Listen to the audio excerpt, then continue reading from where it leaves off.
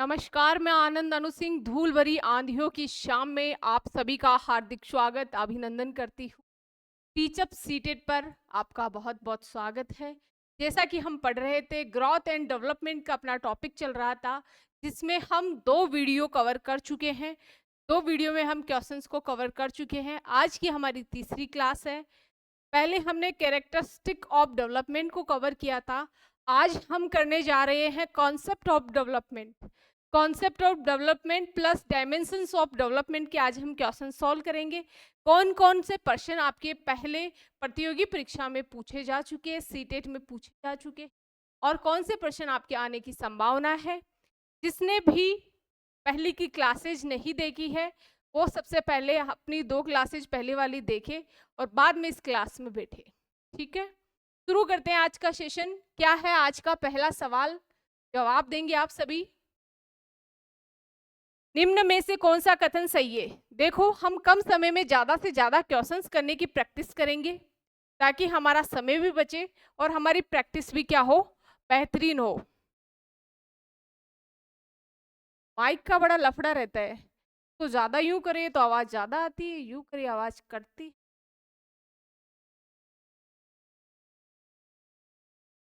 आवाज आ रही होगी सभी को? हाँ, आज का हमारा क्वेश्चन क्या है?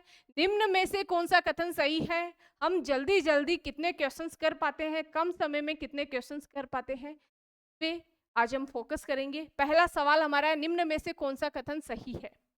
बच्चों का विकास एक सामाजिक सांस्कृतिक परिप्रेक्ष्य में होता है। देखो, पहला ही ऑप्शन हमारा सही है।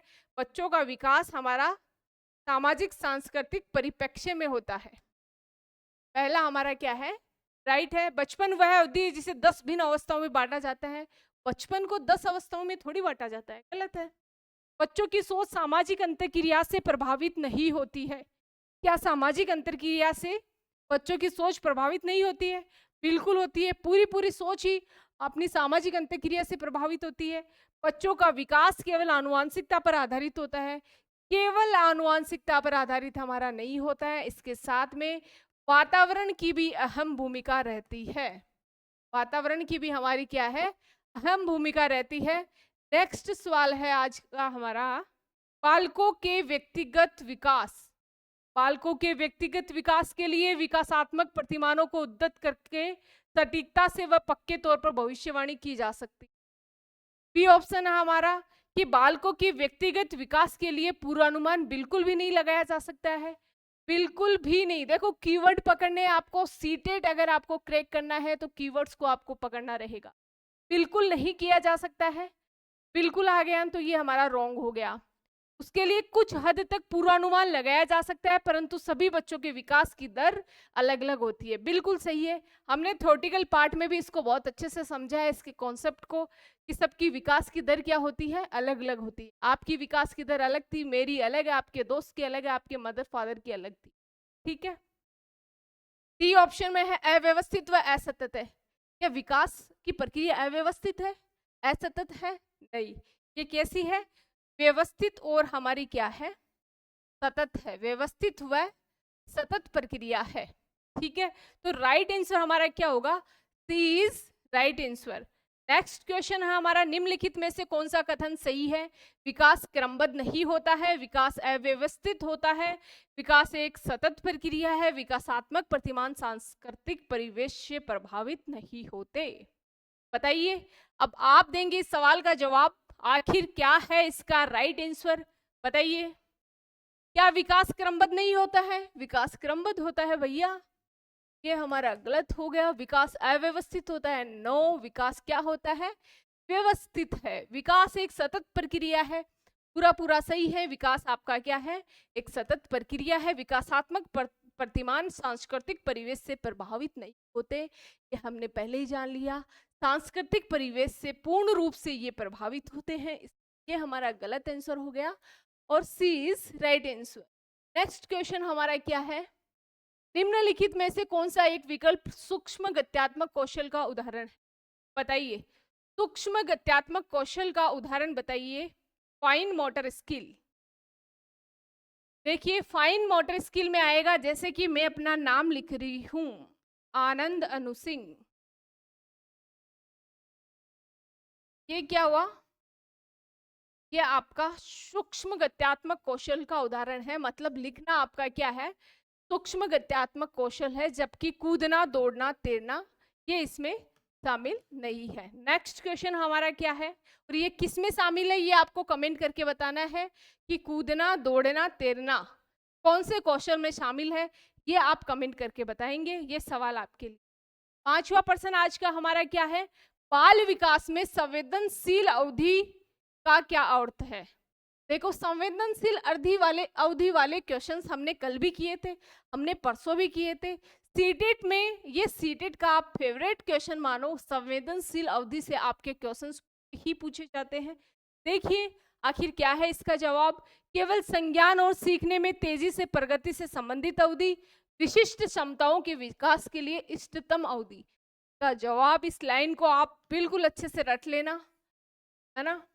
विशिष्ट क्षमताओं के विकास के लिए इष्टतम अवधि, संवेदनशील अवधि का अर्थ यही है भैया। Right answer B. नेक्स्ट आगे बढ़ जाते हैं हम। विकास की किस अवस्था में बच्चे कल्पनाशीलता वाले खेल में सक्रिय रूप से भाग लेते हैं? बताइए, कल्पनाशीलता वाले खेल में सक्रिय रूप से भाग किस अवस्था में लेते हैं? क्या शिशुआवस्था में लेते हैं, या किशोरावस्था में लेते हैं, या मध्य बाल्यावस्था में रहते हैं, या फिर जो छूट गया है, जो मैंने नहीं बोला है, जो मैं लास्ट में बोलने जा रही हूँ, हो सकता है वही सही जवाब है और हो सकता है गलत जवाब है। आप निर्णय करेंगे आखिर कौन सा है सही जवाब, बताइए। तो इसका राइट आंसर हमारा क्या होगा, प्रारंभिक बाल्यावस्था। क्या होगा? प्रारंभिक बाल्यावस्था। नेक्स्ट क्वेश्चन है, 2 वर्ष से 6 वर्ष की अवधि। ये भी सीटेट में पूछा जाता है, बहुत बार पूछा गया है। 2 वर्ष से 6 वर्ष की अवधि को क्या कहा जाता है? शिशुअवस्था, प्रारंभिक बचपन, मध्य बचपन, किशोरावस्था। देखो, किशोरावस्था तो पहले ही काट दो, नहीं आएगा। 2 वर्ष से 6 वर्ष की अवधि, शिशुअवस्था भी नहीं आएगा। क्या बचा? प्रारंभिक बचपन और मध्य बचपन। तो 2 वर्ष से तो बचपन स्टार्ट होता है, तो ये हमारा कौन सा हुआ? प्रारंभिक बचपन। नेक्स्ट आज का सवाल है हमारा, इनमें से कौन सा बच्चा मध्य बाल्यावस्था में होगा? कुछ विशेषताएं आपको बताई गई है, उसके आधार पे आपको जवाब देना है कौन सा बच्चा मध्य बाल्यावस्था में होगा। ऑप्शन पढ़िए। एक बच्चा जो सामाजिक भूमिकाओं की नकल करना शुरू कर रहा है काल्पनिक खेल के दौरान। बी ऑप्शन है, एक बच्चा जिसने नियमों के अर्थ की समझ विकसित कर ली है और तर्क कर सकता है। सी ऑप्शन में आपको दिया है कि एक बच्चा जो संभावित कारणों की परिकल्पना कर सकता है और तदनुसार जटिल प्रयोगों की योजना बना सकता है। डी ऑप्शन आपको दिया है, एक बच्चा जो अभी स्थूल कोशक दिखाना शुरू कर रहा है, जैसे कि एक पेंसिल और एक ऐसी अन्य वस्तुओं को पकड़ना। तो मध्य बाल्यावस्था की कौन सी विशेषता है, बताइए। पढ़िए चारों ऑप्शन और समझिए मध्य बाल्यावस्था की अवस्था कौन सी है, बताइए। देखिए, एक बच्चा जिसने नियमों के अर्थ की समझ विकसित कर ली है, नियमों के अर्थ की समझ विकसित कर ली है और तर्क कर सकता है, वो हमारा कौन सा अवस्था आएगा? मध्य बाल्यावस्था में होगा। नेक्स्ट क्वेश्चन, किस अवस्था में प्रतीकात्मक खेल बढ़ता है तथा संज्ञानात्मक विकास को समर्थन देता है? किस अवस्था में प्रतीकात्मक खेल बढ़ता है और उसमें संज्ञानात्मक विकास को समर्थन मिलता है? किस अवस्था की ये बात की गई है, बताइए। क्या शिशुअवस्था, क्या किशोरावस्था, मध्य बाल्यावस्था, या फिर हमारी प्रारंभिक बाल्यावस्था, बताइए क्या होगा राइट आंसर। दिमाग दौड़ाओ, जल्दी बताओ। कॉन्सेप्ट अगर किसी के क्लियर है तो वो आसानी से जवाब देगा कि प्रारंभिक बाल्यावस्था की बात बताई जा रही है इसमें। नेक्स्ट आज का हमारा सवाल है, इनमें से कौन सी बच्ची मध्य बाल्यावस्था में होगी? कौन सी बच्ची मध्य बाल्यावस्था में होगी? एक बच्ची जिसने अभी सामाजिक संदर्भों में नकल सीखना शुरू किया है, एक बच्ची जो अमूर्त विचारों का आसानी से पालन कर सकती है, और एक बच्ची जो सकारात्मक खेलों में शामिल नहीं हो सकती, और एक बच्ची जो तार्किक रूप से तर्क कर सकती है और संरक्षण कर पाती है। देखो, जो तार्किक रूप से तर्क कर सकती है और संरक्षण कर पाती है, वही बच्ची मध्य बाल्यावस्था में होगी। किसमें होगी? मध्य बाल्यावस्था की आपकी यहाँ पे बात की जा रही है। नेक्स्ट आज का हमारा क्वेश्चन है, निम्नलिखित में से कौन सा कारक अकादमिक प्रदर्शन में विद्यार्थियों की सफलता के लिए जिम्मेदार नहीं। बोरियत, तनाव, जिज्ञासा, भय। अगर आपने पर्सन को भी नहीं समझा है ना और एक आपको जवाब देना है, तो आप देखिए बोरियत, तनाव, भय तीनों नेगेटिव चीजें हैं, जबकि जिज्ञासा अलग ही दिखाई दे रहा आपको, पॉजिटिव है ना। तो इसका जवाब क्या होगा? जिज्ञासा इसमें क्या है? जिम्मेदार नहीं है। नेक्स्ट क्वेश्चन हमारा है, मध्य बाल्यावस्था का काल क्या है? जन्म से 5 वर्ष, जन्म से 8 वर्ष, 6 से 11 वर्ष, या फिर 11 वर्ष से या उससे अधिक? बताइए। 12 नंबर क्वेश्चन का आंसर बताइए आप क्या होगा। देखिए, मध्य बाल्यावस्था का काल हमारा 6 से 11 वर्ष होता है। नेक्स्ट, 5 साल की बच्ची क्या कर सकती है? संभावित कारणों और उसके प्रभावों की परिकल्पना कर सकती है, या फिर घटनाओं के वैज्ञानिक रूप से जांच करने के लिए जटिल प्रयोगों की योजना बनाना, या फिर प्रतीकात्मक और अमूर्त तर्कीकरण, और या फिर वो कर सकती है लक्ष्य निर्देशित व्यवहार व प्रतीकात्मक खेल की शुरुआत। बताइए, एक 5 साल की बच्ची इनमें से क्या कर सकती है? 5 साल की बच्ची क्या कर सकती है? लक्ष्य निर्देशित व्यवहार कर सकती है और प्रतीकात्मक खेल की क्या कर सकती है? शुरुआत कर सकती है।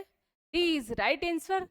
नेक्स्ट क्वेश्चन हमारा है, बच्चों के विकास के संदर्भ में संवेदनशील चरण से क्या तात्पर्य है? बच्चों के विकास के संबंध में संवेदनशील चरण से क्या तात्पर्य है? मैंने कहा था संवेदनशील चरण, संवेदनशील अवधि से क्वेश्चंस पूछे जाते हैं।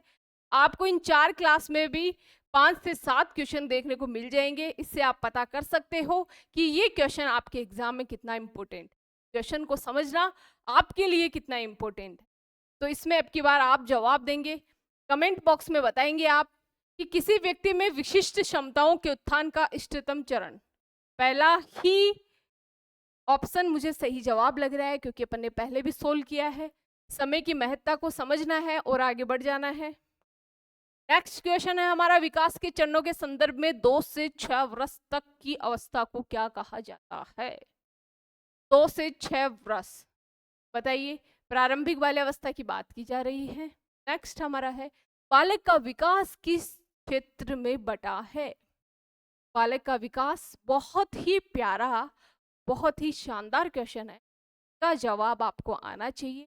प्रत्येक बच्चे को, इस सीडीपी पढ़ने वाले प्रत्येक बच्चे को इसका जवाब आना अनिवार्य है। बताइए, क्या है इसका राइट आंसर?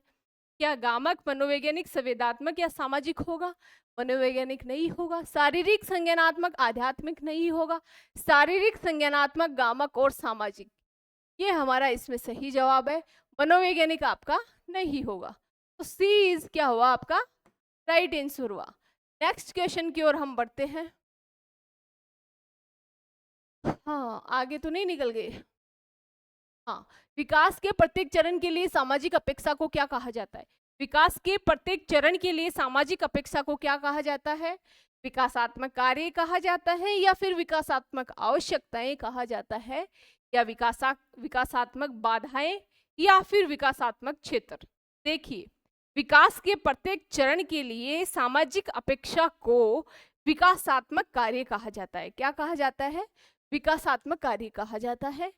नेक्स्ट क्वेश्चन हमारा अभिकथन और कारण का क्वेश्चन आ गया है।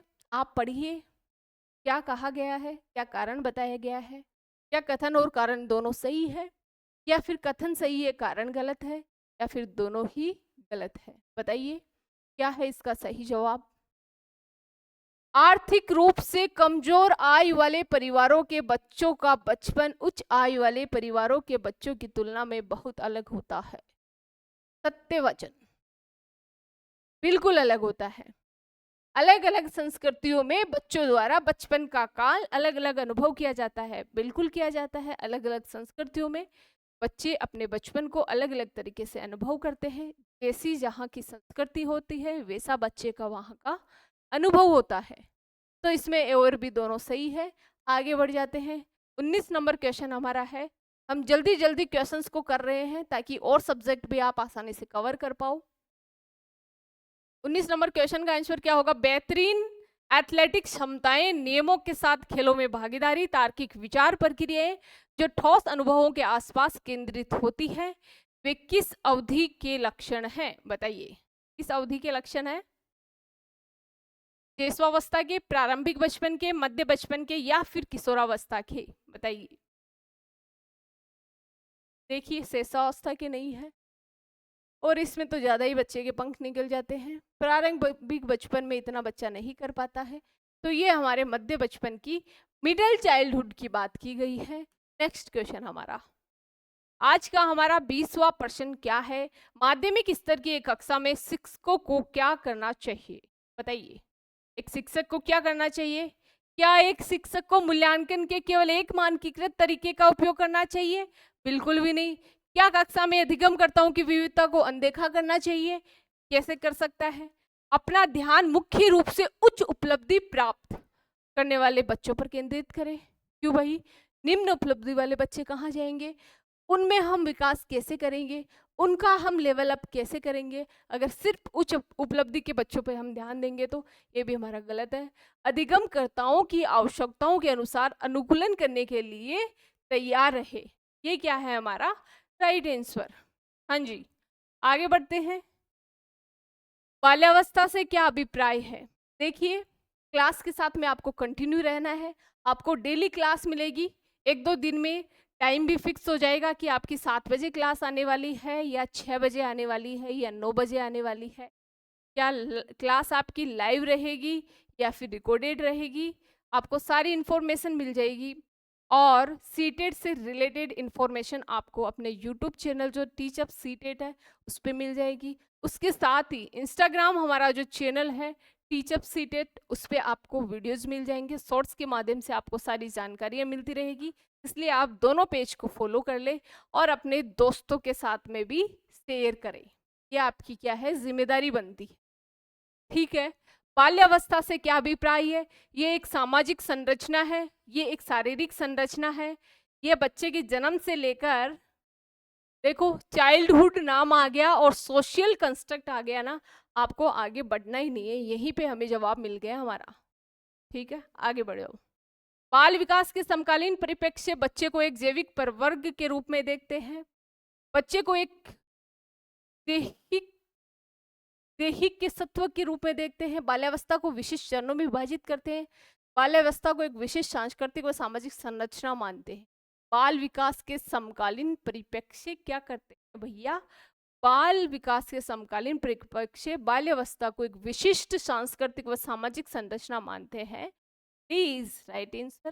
नेक्स्ट क्वेश्चन हमारा है, अभिकथन दिया है, कुछ संस्कृतियों में किशोर लड़कियों में मासिक धर्म की शुरुआत का जश्न मनाया जाता है। कुछ संस्कृतियों में लड़कियों की मासिक धर्म की शुरुआत को जश्न मनाया जाता है, जबकि अन्य संस्कृतियों में से गुप्त रखा जाता है। कारण बताया है कि विभिन्न सांस्कृतिक संदर्भों में पलने वाले बच्चों के लिए बचपन के अनुभव भिन्न भिन्न होते हैं। बिल्कुल होते हैं, बहुत सारी ऐसी संस्कृतियां हैं जहां पे लड़कियों के मासिक धर्म को जश्न मनाया जाता है, मासिक धर्म के शुरुआत का जश्न मनाया जाता है, जबकि हमारी संस्कृति में उसको गुप्त रूप से रखा जाता है। तो ये दोनों चीजें आपकी सही है। नेक्स्ट क्वेश्चन की ओर आगे बढ़ जाते हैं। अभिकथन, ये वही क्वेश्चन रिपीट हो गया। किसी विशेष कार्य को कैसे करना, इसके ज्ञान को क्या कहा जाता है? विशेष कार्य को करने के ज्ञान को हम क्या कहेंगे? प्रक्रियात्मक ज्ञान। नेक्स्ट क्वेश्चन, उस विशिष्ट समय को कहा जाता है जब बच्चे उनके वातावरण में खास प्रकार से उद्दीपन के प्रति विशेष रूप से ग्रहणक्षम हो जाते हैं। क्या उसे संवेदनशील अवधि कहते हैं, या मुखर अवधि, नम्यता या मानसिक आक्रमणीयता? संवेदनशील अवधि सीटेट का फेवरेट टॉपिक, उठा लो, यही हमारा क्या है राइट आंसर। नेक्स्ट कथन दिया गया, बच्चों और बचपन के बारे में सामान्यीकृत दावा करना कठिन है क्योंकि इसमें बहुत बहुलता विविधता है। कारण दिया है कि बचपन एक सामाजिक सांस्कृतिक संकल्पना है। देखिए दोनों बातें हमारी सही कही गई है। और आज का हमारा लास्ट क्वेश्चन क्या है? विकास की कौन सी अवस्था में निम्न लक्षण समाहित है? स्वतंत्रता की स्थापना, अस्मिता का विकास और आत्मोत्थान। मध्य बाल्यावस्था की बात की जा रही है या फिर उत्तर बाल्यावस्था की बात की जा रही है, या फिर बात की जा रही है किस, या फिर वह वयस्कावस्था? बताइए। कौन सा राइट आंसर है? ये आज का हमारा लास्ट सवाल है और मैं चाहती हूँ इसका जवाब आप कमेंट बॉक्स में छोड़े। जो भी सीटेट की तैयारी कर रहे हैं या फिर और किसी भी टेट की तैयारी कर रहे हैं जिसमें सीडीपी का पोर्शन शामिल है, उन सभी के लिए ये क्लास महत्वपूर्ण रहेगी और उन सभी को इस लास्ट सवाल का जवाब देना है ताकि मुझे पता चले कितने बच्चों ने सेशन को एंड तक देखा है, बच्चों का कितना इंटरेस्ट है प्रैक्टिस करने के अंदर, उसके अकॉर्डिंग आपकी चीज़ें लेकर चली जाएगी। ओके, अब मैं चाहती हूँ इजाज़त। Thank you so much. जय हिंद, जय भारत।